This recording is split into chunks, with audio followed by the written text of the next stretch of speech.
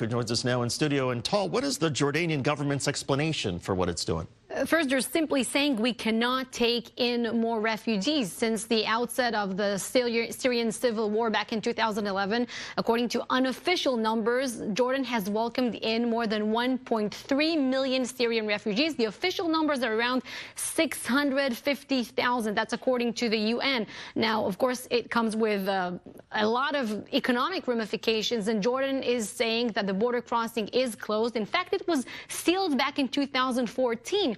And the government is now urging the United Nations to come up with some solutions to Syrians in Syria. And the kingdom is also trying to negotiate some sort of a solution with the United States and Russia, something that will serve their interests. In the meantime, David, as we can expect, Jordan is heavily criticized by international organizations like Amnesty International for not opening up their borders. This area that the Syrian regime is escalating the attacks against rebel forces in Daraa. It's in the southwestern part of Syria. It's near Jordan. It's also near Israel. Wasn't this supposed to be a de-escalation zone? It was supposed to be one that was brokered by Russia also last year, back in January. But Assad is making his military advances with his forces in defiance of this agreement, as well as UN resolutions, as Nikki Haley pointed out last week in her statement, and also despite U.S.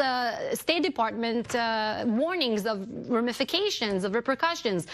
Now, what Assad is doing is trying to gain back, right? He already gained back the heart of the country. There are still major rebel pockets in the northwest and the southwest. He can't spread his forces to take back both, so he's trying to go first for the south. That's also an area that has a symbolic meaning, because that's where the rebellion against his regime started back in 2011, and that's what Assad is trying to do with the help of the Russians, by the way.